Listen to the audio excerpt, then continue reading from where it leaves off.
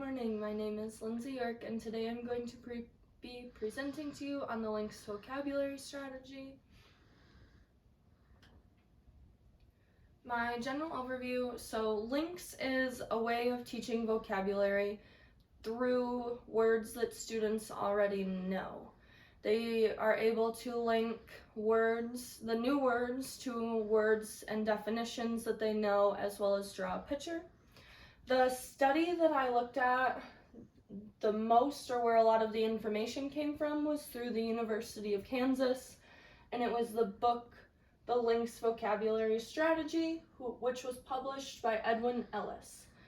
The specific learning disabilities that I thought this would be really beneficial for was dyslexia and individuals with oral or written language disorder, specific reading comprehension disorders.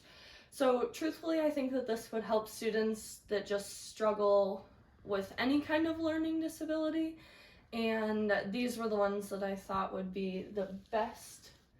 So if I was going to teach this to a learner with special needs, first I'd teach it whole class. That way it's not singling anybody out, and it's a good resource for just every kid who is learning new vocabulary in any subject. So the first thing as a teacher, I'm going to determine the level of background knowledge that they have. With this strategy, they probably haven't seen it before because it's not something until I started researching that I had even heard of. And then you're going to describe it. So I would introduce it, and I'm going to get into some examples later, in the form of, I'm going to teach you a new strategy to help you learn vocabulary. I'm going to teach you how to take the new word, put it with a word that you already know, and link the definition with the word you already know with the new vocabulary, and then you can draw a picture. And when kids get to link something that they already know with the new information, they're going to be more likely to remember it, as well as with the picture, then that's going to help the visual learners and the hands-on, and it is going to help them learn it more whole brain. Those are the words I was looking for.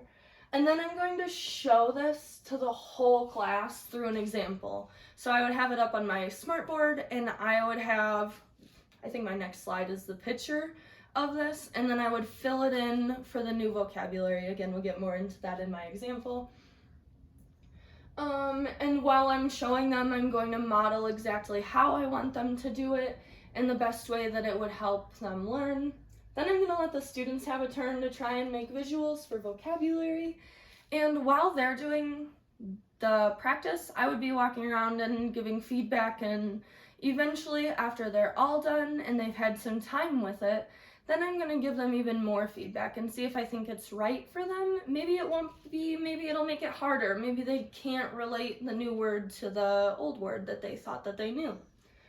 And then if they do, or if they are able to use it, then I'm going to ask them to apply it into other subjects. So my first classroom example was that I thought this would be beneficial in a science classroom. So right now I teach 5th and 6th grade science as well as 3rd and 4th, but my 5th and 6th graders are working on some really hard words. We're learning about cells. So I put up the example of multicellular, unicellular, and reproduction. And before I had learned this strategy, I was taking notes with my students, and one of them actually asked me what uni and cellular were separated. So when I was talking with them, I said how uni is one and cellular is all of our cells, and so that's how we knew it was one-celled organisms.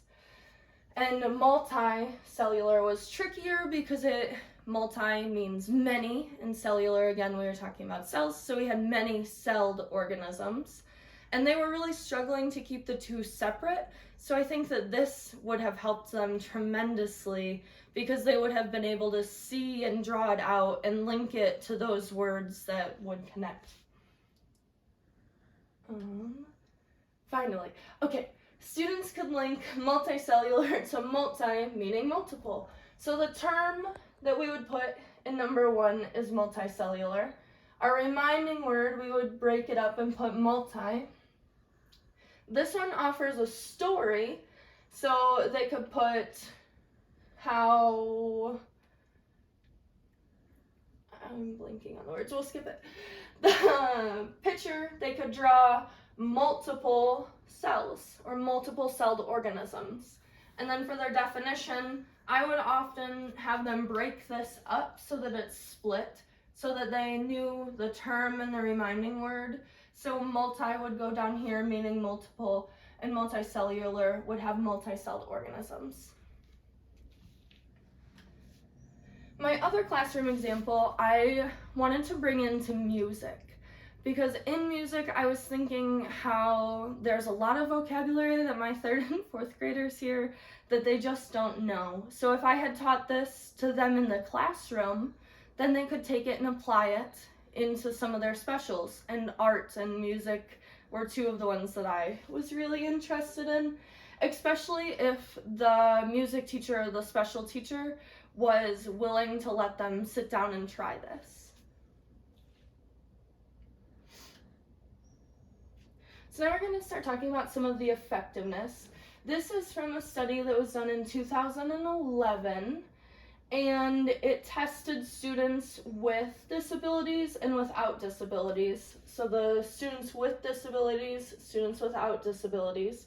And it looked at word mapping and the LINC strategy and tests in English. So you can see in the word mapping group, the students with disabilities, their means were 0.2 for the pretest and went up to 10.5 for the post-test for word mapping, which is good. They still grew. The students with disabilities that used the LINC group started at 0.67 for a mean and went up to 8.83. So they were close in the way that they worked together, but we still saw growth through both of them. This study won an award, and now I don't remember the name of the award. Struggling with things to remember. And then it also helped students without disabilities. So the students without disabilities, their mean for the pretest was 1.12, and their mean post-test was 14.44. So not only is this helping students with disabilities, it's helping students without. This one is another one that I have a picture for on the next slide, but the University of Kansas published a study in 2008. This one also won an award, a different award from the first one, for Researcher of the Year award from the Council of Learning Disabilities.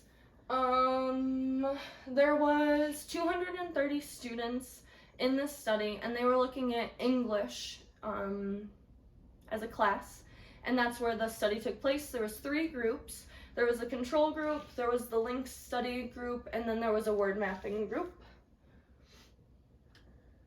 And so it's really, really hard to see, but the purple is the students with disabilities, and the pinkish reddish color is the students without disabilities.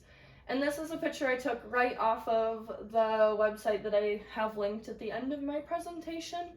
But in word mapping, I wish that it gave me the pretest in a bar graph, but it just shows me the end and the links.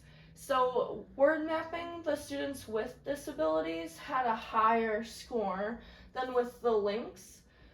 But I'm curious as pretest where they were at, and I don't know, I wanted to learn more from this. It says the effect sizes in each case were large, and there was no difference in performance between the students with and without disabilities. So I was curious to learn more about this and how they studied with the links versus the word mapping, and I wanted to see more on the pretest. These are all of the resources that I used. This was the University of Kansas where I got from the book. I had 2 peer-reviewed where I got some of my effectiveness, and then I also added in the website where I got the picture. That way, if in the future you wanted to use this in your classroom, there was a couple different options on that website.